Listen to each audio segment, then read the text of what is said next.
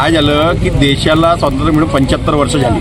75 वर्ष झाल्यानंतर धान शेतकऱ्याचे कापल्यानंतर हातात आल्यानंतरही धान खरेदी केंद्र चालू होत नसेल, त्याच्यासाठी आंदोलन करावं लागत असेल तर याच्यापेक्षा दुर्भाग्य काय राहू शकते. खऱ्या अर्थानं आम्हाला स्वातंत्र्य मिळालं की नाही मिळालं हे अजूनही आम्हाला तपासण्याची गरज आहे. आता हा जो महाएल्गार आंदोलन जो आहे त्या आंदोलन यासाठी आहे की फडणवीस सरकारने सांगितलं होतं की आमचं सरकार आलं की शेतीमालाला भाव देऊ, हमी भाव देऊ, 20% बोनस देऊ, त्याच्यानंतर शेतकऱ्याची कर्जमाफी करू. 9 महिने सरकारला स्थापन होऊन लुटून गेले, 6 आंदोलनं झाली, पण शब्द कर्जमाफीचा सरकार बोलायला तयार नाही. आणि म्हणून हा महाएल्गार आरपारची लढाई आहे.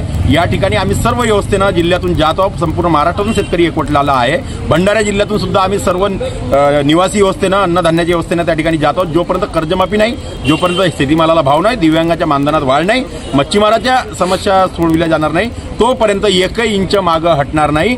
आणि म्हणून बच्चूभाऊला या आंदोलनात मजबूती करण्यासाठी, बच्चूभाऊचे हात बळकट करण्यासाठी भंडारा जिल्ह्यातून 10 ते 15 हजार शेतकरी आम्ही त्या आंदोलनामध्ये सहभागी होत आहोत. आमच्या दिव्यांगांच्या मागण्या हे महाराष्ट्र सरकार किंवा केंद्र सरकार हा दोन्ही सरकार मिळून आमच्या मागण्या भरपूर आहेत.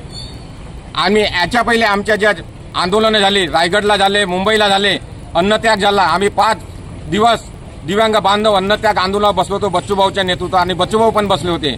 तेव्हापासून या मुर्दार सरकारने आम्हाला आश्वासन दिले.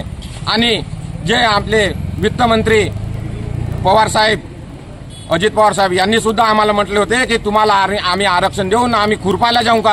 ह्या अशा मुर्दार सरकारला जागे करण्यासाठी बच्चूभाऊंच्या नेतृत्वात आम्ही मुक्कामी, आणि जेथपर्यंत आमचा निर्णय लागत नाही दिव्यांगांच्या त्यातपर्यंत आम्ही मुक्कामी नागपूरला ठाण मांडून बसू. बच्चू कडूंच्यासाठी आम्ही जीव देण्यास तयार आहोत. आम्ही दिव्यांग बांधव.